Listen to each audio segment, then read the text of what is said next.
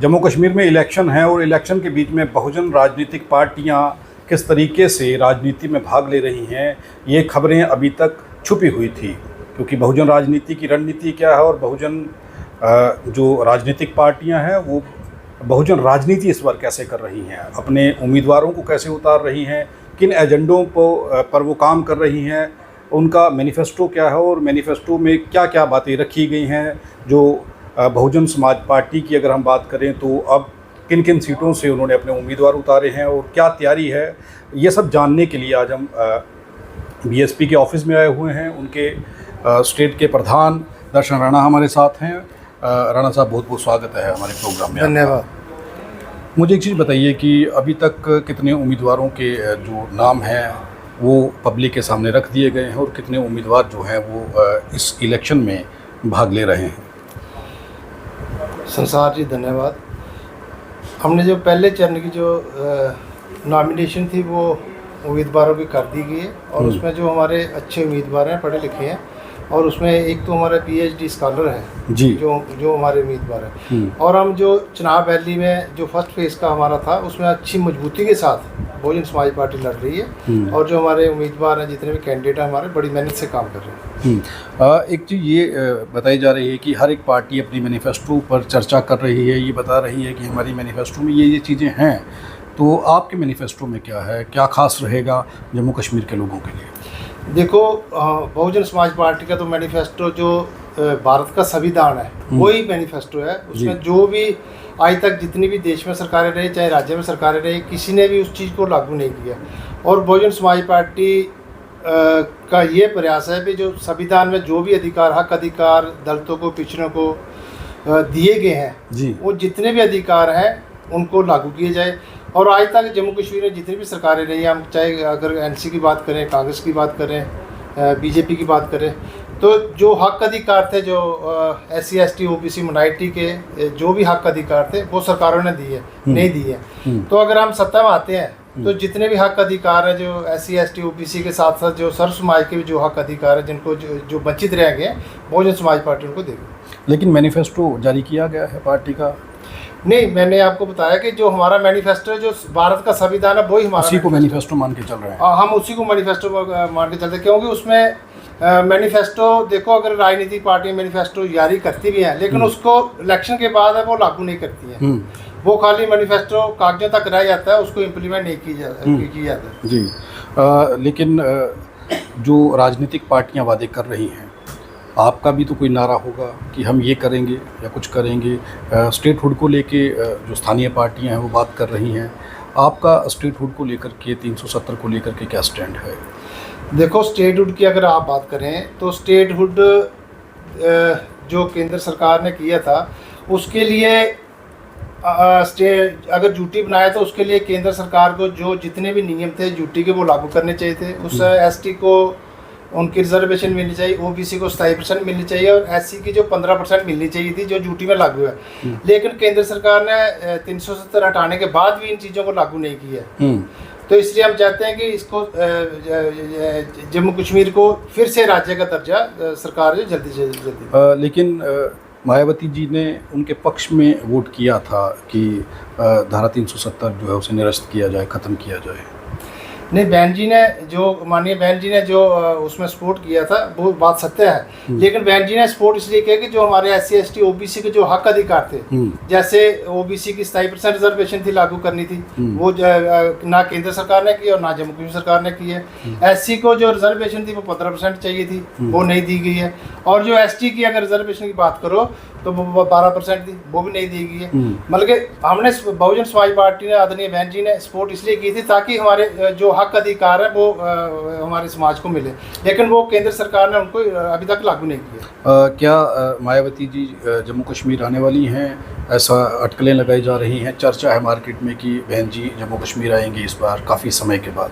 जी, बहन जी बिल्कुल आएंगी और इसमें हम मीटिंगें लगातार हमारी मीटिंगें जारी हैं। बहन जी को कब किस समय पे बुलाया जाए, कौन सी डेट डिसाइड की जाए, और जैसे हमारी डेट डिसाइड होगी, जहाँ बहन जी को जो भी समय हमारे को जो बहन जी बोलेंगे और बहन जी जम्मू कश्मीर आएंगे। तो मेरा आखिरी सवाल है कि अगर बहन जी जम्मू में आती हैं तो किस तरीके का परिवर्तन देखेंगे आप राजनीति में वोट बैंक को लेकर के, और अगर नहीं आती हैं तो क्या उसका नुकसान होगा राजनीतिक पार्टी? नहीं, बहन जी तो पक्का आएंगी। हमारे हम अभी इसमें 26 तारीख और 27 तारीख को बहन जी की मीटिंग अटेंड करके आए। बहन जी ने कहा कि वो आएंगी, जम्मू कश्मीर दौरा करेंगे।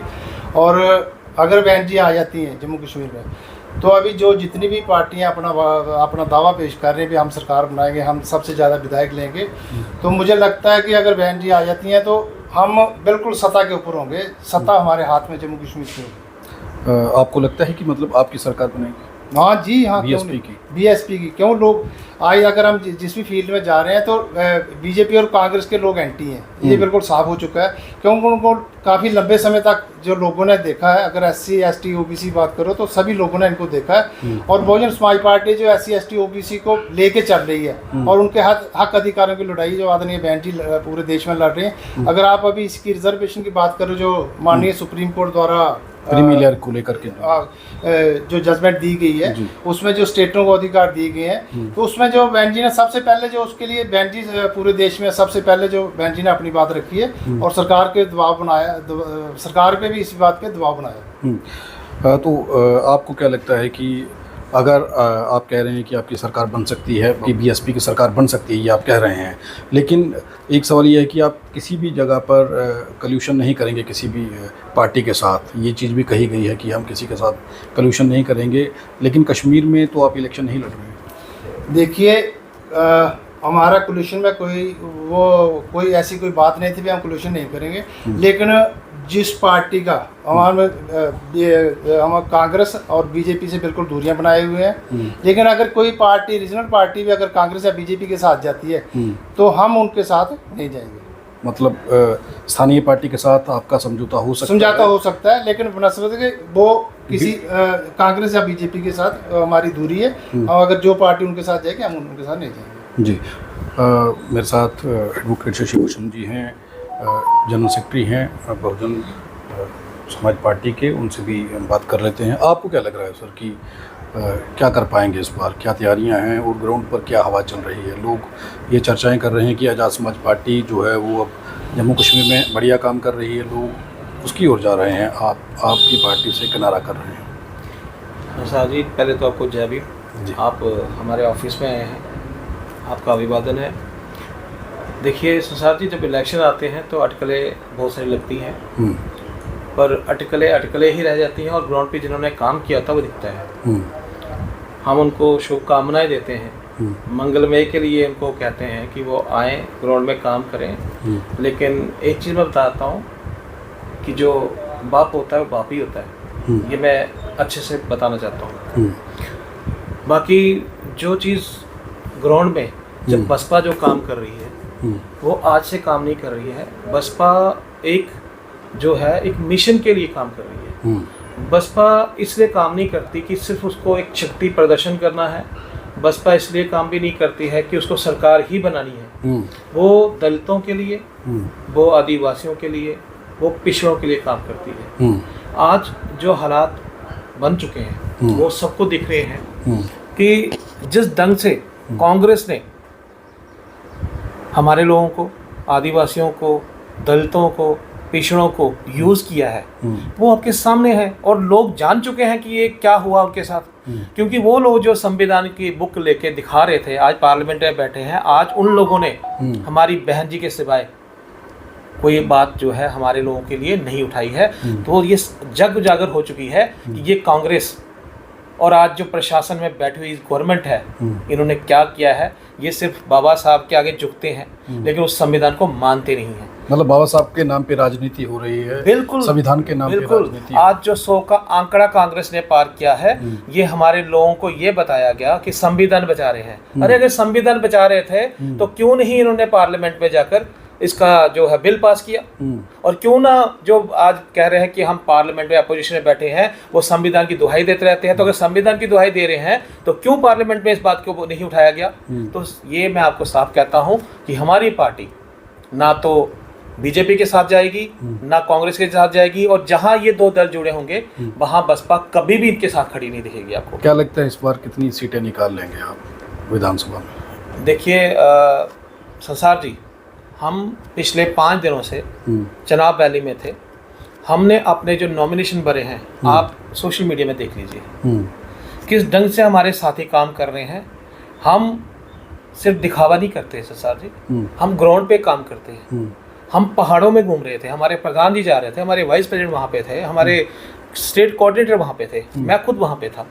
हमने अपने साथियों के खुद जाके नॉमिनेशन बना के आए हैं। देखिए कितनी भीड़ जो है वहाँ पे जुटी है, हमने कोई भीड़ नहीं बुलाई। तो हमें बताने की जरूरत नहीं है, रिजल्ट बताएगा आपको। लेकिन जिनके साथ आपकी टक्कर है जी, वो साम दंड वेद सब इस्तेमाल करेंगे, तो आप कैसे लड़ेंगे? पहले जनाब वो अपने घर की लड़ाई है वो खत्म कर लें। आज सोशल मीडिया में सब दिख रहा है कि उनके घर में लड़ाई लगी हुई है। जब किसी एक घर में लड़ाई लगती है तो पहले अपने घर की लड़ाई खत्म कर ले और फिर बाहर फील्ड में आए। ये एक बड़ी बात कही गई है बीएसपी की ओर से कि घर की लड़ाई, जो पार्टियां जिनकी इस वक्त घरों में लड़ाई है, वो पहले देख लें, उसके बाद में बहुजन समाज पार्टी से वो जो है वो टक्कर लें। गौरव बख्श हमारे साथ हैं, स्टेट कोऑर्डिनेटर हैं। मुझे बताइए कि आप लोग पिछले दिनों में वैली में रहे, लेकिन एक चर्चा थी कि कश्मीर में भी आप लोग उम्मीदवार जो है वो ढूंढ रहे थे या फिर इलेक्शन लड़ने की तैयारी में थे, लेकिन वो हवा में रही बात, क्योंकि अभी तक ऐसा कोई नाम सामने नहीं आया कि वहाँ से लोग उम्मीदवार बीएसपी से इलेक्शन लड़े।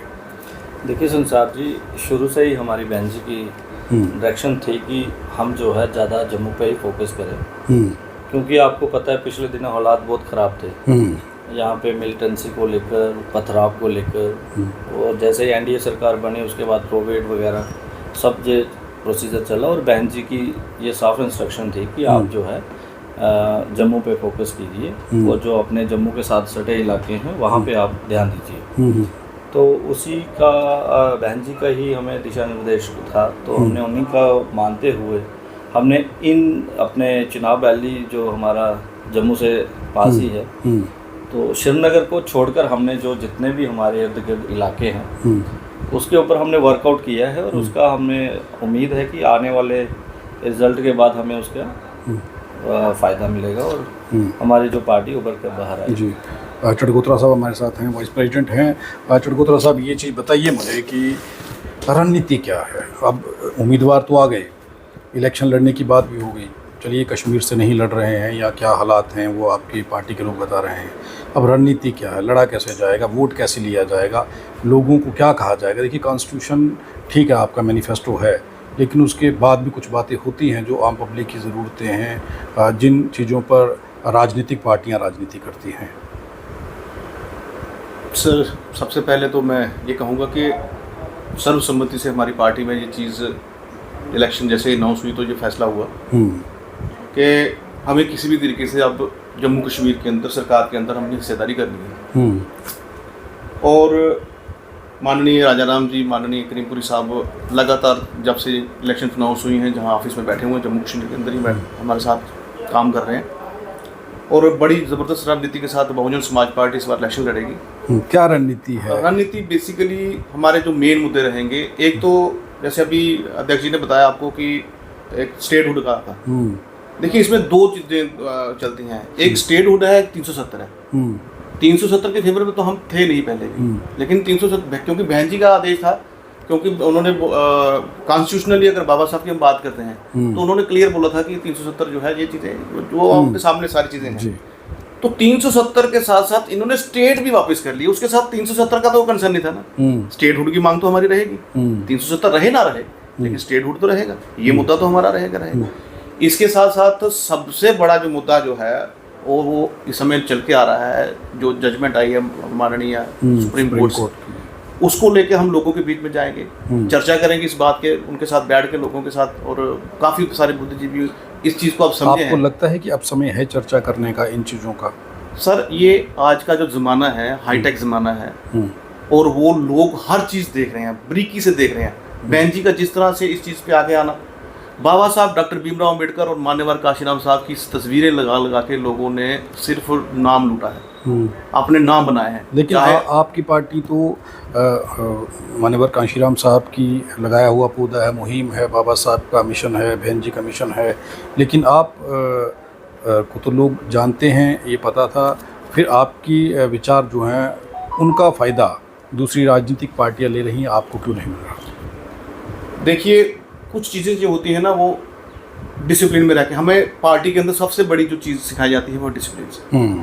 हम डिसिप्लिन से चलते हैं, हमारा एक कार्डर सिस्टम है, और हम आपको आज भी नज़र आएंगे, कल भी नज़र आएंगे। आप कहते हैं कि आप डिसिप्लिन में चलते हैं, दूसरे नहीं चलते हैं। आप देख लीजिए, चाहे कोई भी हो। अभी मैं उसमें थोड़ा सा बताना चाहूँगा, जैसे कि जैसे ये आम आदमी पार्टी की हम बात करते हैं, तो जब ये ग्रोथ पे थी, जब ग्रोइंग पे थी, तो बाबा साहब का फोटो लगा के इन्होंने लोगों के वोट लूटे। लेकिन जब देने की बारी आती है तो वो कहाँ नजर आते हैं? आपको आज नजर आ रहे हैं कहीं? वो तो जेल में है। यही चीज़ मैं कहना चाहता हूँ। तो डिसिप्लिन कहाँ है? तो ये कहाँ है वो चीज़ें? वो इथिक्स कहाँ है? हम इथिक्स पे चलने वाले लोग हैं। ये कहते हैं ना, वो बुलबुले की तरह आएंगे, बुलबुले की तरह जाएंगे। बहुजन समाज पार्टी आपको यही नजर आएगी, इसी जगह नजर आएगी, और लोगों के लिए लड़ती नजर आएगी। और एक बात मैं इसके साथ जोड़ना चाहता हूँ। जी।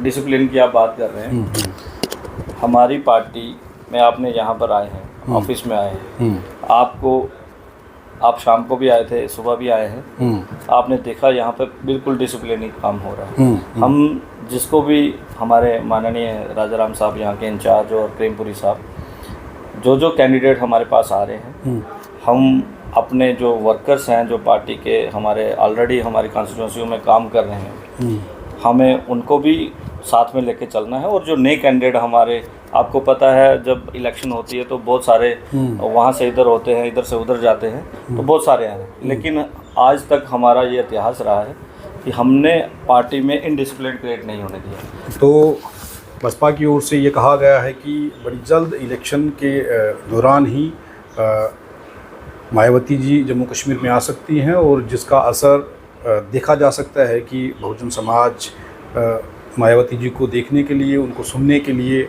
बाहर आएगा, और मुझे लगता है कि वोट बैंक भी बढ़ेगा। ये हुआ है कि पिछले काफ़ी समय से वो जम्मू कश्मीर नहीं आई हैं, जिसकी वजह से हो सकता है कि लोग थोड़ा खफा हों या पीछे हट गए हों, साइलेंट होके बैठे हों, और बहन जी के आने के बाद वो लोग एक्टिव हो सकते हैं। ये एक चीज़ है। और बीजेपी को निशाने पे लिया है, आम आदमी पार्टी को निशाने पे लिया है, और बाकी राजनीतिक पार्टियों पर सवाल उठाया है।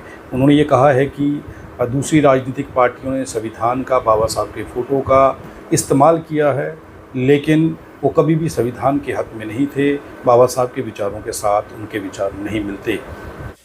हम किसी भी प्रकार का कोई विज्ञापन नहीं लेते हैं, हम आज़ाद पत्रकारिता करते हैं। अगर आप चाहते हैं कि आज़ाद पत्रकारिता ज़िंदा रहे तो RTI इंडिया न्यूज़ का आर्थिक सहयोग करें।